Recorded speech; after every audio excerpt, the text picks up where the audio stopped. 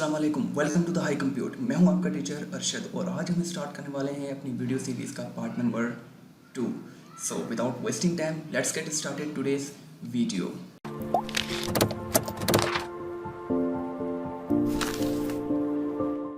All right, welcome back. So जैसा कि मैंने आपसे कहा कि आज हम स्टार्ट करने वाले हैं अपनी वीडियो सीरीज़ का पार्ट नंबर 2। और पार्ट नंबर 2 को स्टार्ट करने से पहले मैं आपको पार्ट नंबर 1 के बारे में बताना चाहता हूं कि हमने क्या डिस्कस किया था। इंट्रोडक्शन टू कंप्यूटर के टॉपिक नंबर 1 यानी कि basic definition of the computer को हमने डिस्कस किया था, हार्डवेयर को डिस्कस किया था, software capabilities of the computer and limitation of the computer को हमने डिस्कस किया था। तो इस वीडियो में हम जो बात करने वाले हैं वो करने वाले हैं history and development of the computers और डिस्कस करेंगे अर्लियर कंप्यूटिंग मशीन्स और उनके इन्वेंटर्स को। तो चलिए आइए शुरू करते हैं। अबाकस, ये जो पिक्चर आप यहाँ देख रहे हैं ये अबाकस कहलाता है। बेसिकली अबाकस जो है वो 5000 ईयर्स अगो एशिया माइनर में इन्वेंट किया गया था और आज भी इसका यूज़ होता है और अबाकस को फर्स्ट कंप्यूटर भी कंसीडर किया जाता है। और इन स्लाइडिंग बीड्स की हेल्प से यूज़र्स अपनी कंप्यूटेशंस यानी कि कैलकुलेशन किया करते थे। पहले वक्त के मर्चेंट्स यानी कि बिजनेसमैन अपनी ट्रेडिंग ट्रांजैक्शंस इसी के थ्रू ही किया करते थे और जैसे जैसे पेन और पेपर का यूज़ होता गया अबाकस की इम्पोर्टेंस कम होती गई, लेकिन आज भी इसका कहीं ना कहीं यूज़ होता है। अब बात करते हैं नेपियर बॉन्ड्स के बारे में। 1612 में जॉन नेपियर ने first printed decimal point device बनाई जिस पर कुछ नंबर्स मार्क किए हुए थे। इसके इन्वेंट होने के बाद जॉन नेपियर ने लोगैरिथम्स और मल्टीप्लिकेशंस के लिए सेवरल मशीन्स को इन्वेंट किया, मगर उनकी जो सबसे बेस्ट जो डिवाइस थी वो थी नेपियर बॉन्ड्स। ये डिवाइस 11 रोड्स पर मुश्तमिल थी जिस पर कुछ नंबर्स लिखे हुए थे और इन बॉन्ड्स या रोड्स की हेल्प से लार्ज नंबर्स के प्रोडक्ट्स और क्वेश्चंस बड़ी आसानी से ऑब्टेन किए जाते थे। अब बात करते हैं स्ट्रैड रूल के बारे में।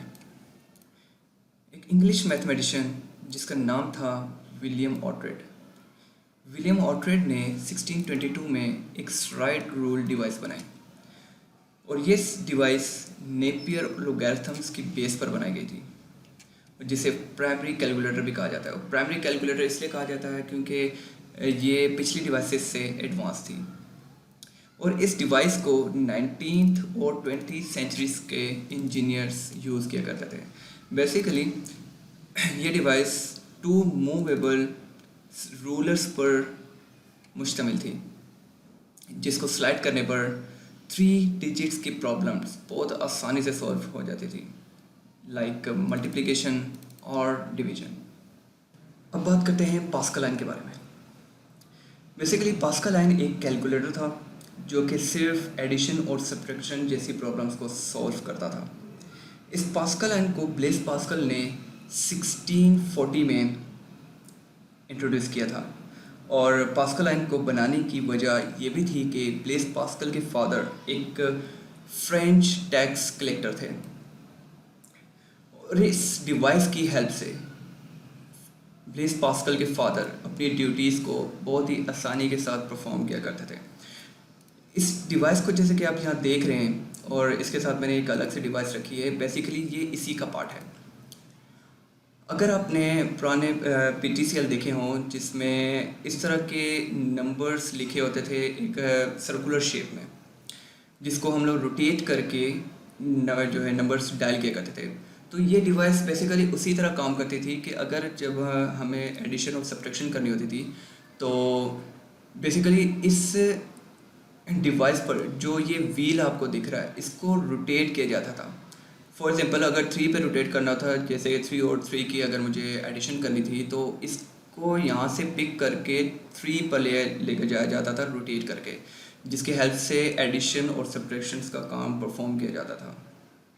तो अब बात करते हैं लिबनिज कैलकुलेटर की। एक जर्मन मैथमेटिशियन जिसका नाम था गॉटफ्रीड विल्हेम। गॉटफ्रीड विल्हेम ने 1694 में एक लिबनिज कैलकुलेटर बनाया जो कि आप यहाँ इस पिक्चर में देख रहे हैं। बेसिकली ये जो लिबनिज कैलकुलेटर है ये पास्कल लाइन को ही इम्प्रूव करके बनाया गया, यानी कि इसमें मज़ीद इन्हेंसमेंट की और इसको फिर डेवलप किया। तो जैसा कि हमें पता है कि पास्कल लाइन जो है वो सिर्फ दो तरह के टास्क को परफॉर्म करता था, एडिशन और सब्ट्रैक्शन। जब पास्कल लाइन को इम्प्रूव किया गया तो उसमें गॉटफ्रीड विलियम ने मल्टीप्लाई को भी ऐड किया।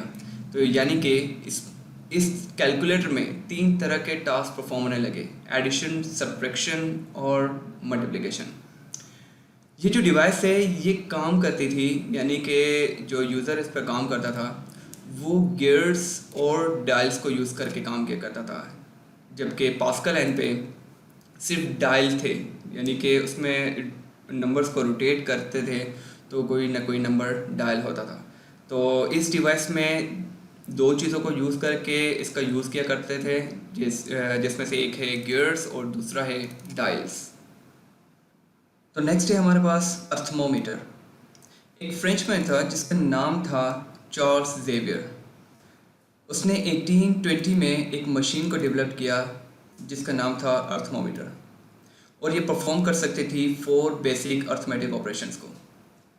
और कंप्यूटर जैसी मशीन्स को डेवलप करने की ये पहली अप्रोच थी, क्योंकि ये परफॉर्म कर सकती थी एडिशंस को, सब्ट्रैक्शंस को, मल्टीप्लिकेशंस को और डिविजन्स को, क्योंकि ये बाकी दूसरी डिवाइसेस से एडवांस थी और इसकी इन्हांस वर्सटैलिटी की वजह से ये वाइडली यूज़ होती थी। तो अब बात करते हैं बेबेज डिफरेंस इंजन के बारे में।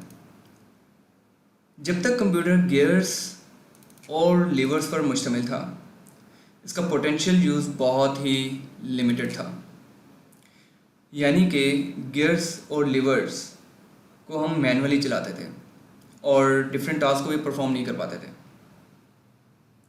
एक न्यू मशीन को डेवलप करने की ज़रूरत थी जो कि डिफरेंट टास्क को परफॉर्म कर पाए।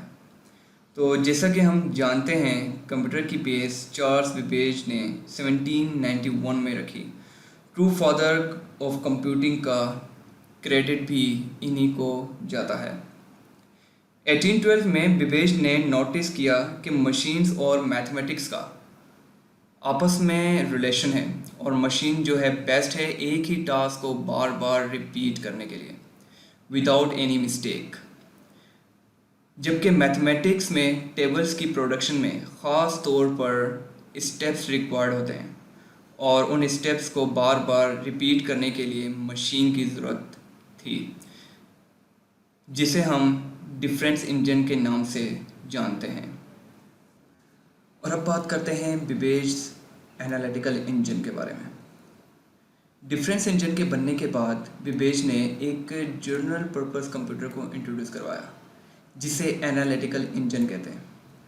और एनालिटिकल इंजन में 1000 numbers of up to 50 decimal digits store करने की कैपेसिटी थी। और इस एनालिटिकल इंजन में एक एबिलिटी थी जो कि इंस्ट्रक्शंस को किसी भी सीक्वेंस में प्रोसेस कर लेता था। और एनालिटिकल इंजन को इंस्ट्रक्शन देने के लिए पंच कार्ड का यूज़ किया जाता था।